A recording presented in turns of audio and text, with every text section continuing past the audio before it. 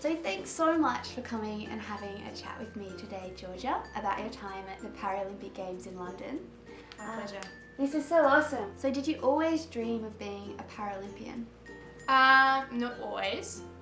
I remember when I was about 10 years old, my mum took me to a talent day search.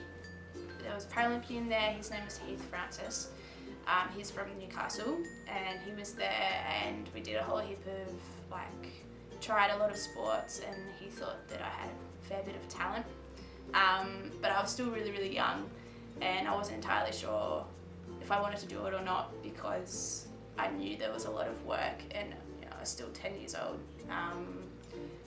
But I've always thought, representing your country, going overseas and competing in a sport would be awesome. What made you choose Javelin as your competing sport? So when I was 14, I was playing cricket, and so that's where I got my throwing arm from. And I got asked to go up to the Gold Coast for an athletics camp, and that was my first athletics camp. And I met a whole heap of other athletes who were just like me, and they sort of knew that I could run. They didn't know that I could throw. So as soon as they found out that I could throw, it was a bit of a tug of war of which event I was going to do. And unfortunately, I ended up with a injury, shin splints, that I had to manage, and so I think that sort of determined what event I was going to do, purely because when you run, when you got shin splints, it's quite painful. So with Jav, it's more explosive. You don't run over a long distance. How long did you have to train? Year 11, 12 was a massive juggle of school, HSC and athletics, trying to qualify for the games, because the London Games was the year after. That was a bit of a struggle trying to prioritise and figure out what to do. And then I got a scholarship for AIS down in Canberra, and I was training as a full-time athlete 6 days a week. I have mild cerebral palsy, which means when I was in my mum's womb, I didn't get enough oxygen to my brain for a period of time. So when I was born, I ended up having a lot of seizures. And so now, essentially, my right side of my body is a lot weaker than my left, and it gets fatigued a lot easier. And I don't have good fine motor skills. With the force that you could throw, how many people do you think you could impale? I haven't thought about that. I don't know. It depends how far away they are. I mean, I threw just under 30 metres. I threw 29.84 metres in London. And that was a massive personal best, but I don't think that if they were standing at 29.84 metres, I don't think it would impale them. But I did hit a magpie once. What was your favourite moment of the London Paralympic Games? Throwing that 29.84 metres was pretty surreal. I wasn't expecting it at all. So throughout the whole week, I wasn't throwing all that well. I wasn't throwing where I wanted to be. And so that was really scary, and I was quite nervous because I'd been training heaps and preparing mentally, and obviously you want to throw your biggest throw on the day, and I was scared that wasn't going to happen. First throw,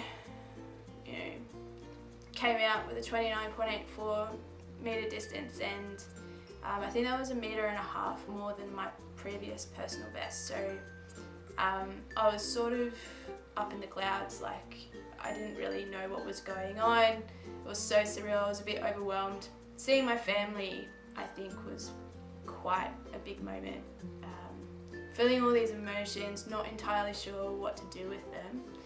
After the event, I went up to the stadium and tried to find Mum and Dad. And I saw Dad and my brother, my younger brother first, and we sort of started laughing in a way that's like a nervous laugh, but like oh my goodness, can't believe that this is happening laugh, like what's going on, what are we doing kind of laugh. And then as soon as I saw Mum, I just burst into tears and then she started crying and it was just a mess. But I think I'll cherish that moment for a very, very long time. And is that what you won bronze for, that event? Yes, yeah, that was the story that I won a bronze medal, so wasn't expecting it at all. First Paralympic Games, only 19 years old. I thought, oh yeah, I'll just have a go. Might come 5th or 6th, but ended up with 3rd, which is pretty awesome. Would you compete again in the Olympics? Look, watching Rio's been quite emotional for me. You can't help think, but oh, could I do it again? Do I want to do it again? That flame ignites within you. But there's a lot of things that I need to think about. I finished uni, I want to finish uni, and I'm not entirely sure where that will take me once I get my teaching degree. Also becoming a Christian changed a lot of things. How I, prioritise and all that kind of stuff too. To a young person struggling with their disability, what advice or encouragement would you give? I've had a lot of conversations with other athletes with disabilities, and we've all agreed on the disability is actually your attitude. There are so many people that I know that have gone through so many struggles, but in the end, if they have a really good attitude towards it, then you've already won the battle. Awesome. And finally, who were your heroes growing up? Definitely Mum and Dad. They worked so hard for the first 7 or 8 years of my life. There was so much therapy that I had to do: physiotherapy, speech path, hydrotherapy. I had a lot of splints that I had to wear to help the correction of my gait, my walking gait, and my development of muscles and all that kind of stuff.